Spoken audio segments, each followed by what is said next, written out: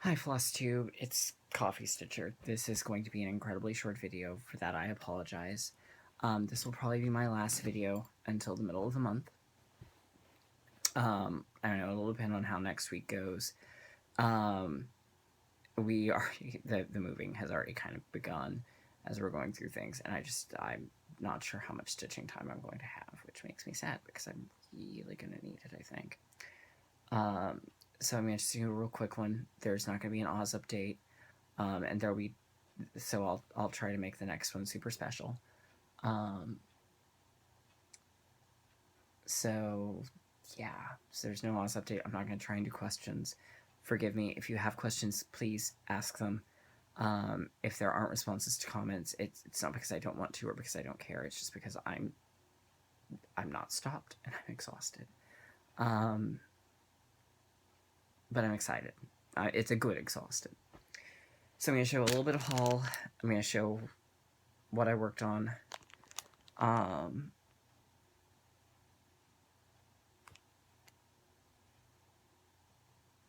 Yeah, Magical Creatures is somewhere, so there's no picture. So there'll be a bigger video coming.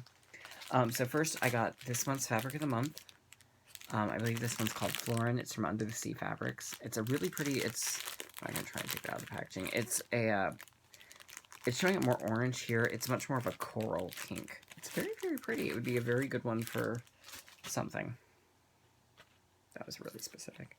And then I also got a pair of mermaid tail scissors and a mermaid scissor fob.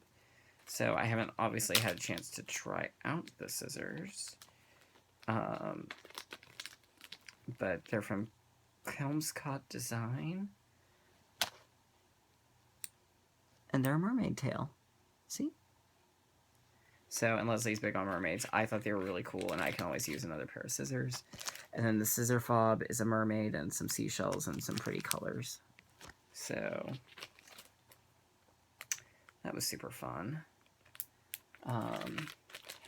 For those who have been waiting on my design, I am going to be trying to resolve that shortly to get it out. Because I went to the dentist today and I need 14 fillings this year. So I could use some extra cash. And then finally, last but not least, an almost completed Scarecrow. There's a couple of things that'll be finished after I get him cut out, as well as he needs his buttons, but my beads are currently not easily accessed. But here he is. I did end up going with the mostly as charted color concept, because I really love the purple cowboy boots. So I muted a lot of his colors so he would look a little bit more sun-beaten. I used Winter Queen for his pants, Avocado for the light green in his tunic, and the dark green is Chives.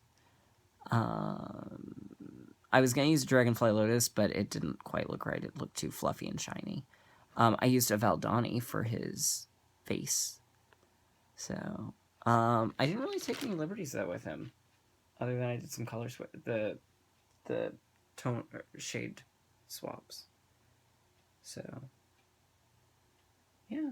I did have to modify his mouth stitches a little because they were designed to go in between holes, and you can't do that on paper. So that didn't happen. But yeah. So yet another fabulous design by Brooke. Something I wanted to point out while it was still fresh on my mind to go along with the stocking discussion. I'm just gonna put all this in one bag. We were watching Mary Poppins this weekend, and in that fabulous Step in Time number, Mary's wearing that great red dress with black stockings and lavender shoes. So, just more wonderful proof of all the amazing things Brooke does. I saw that and I went, Brooke, she did that with the Dorothy. So, there you go. Anyhow, that's it for now. I'll see y'all next week, or in a week or so.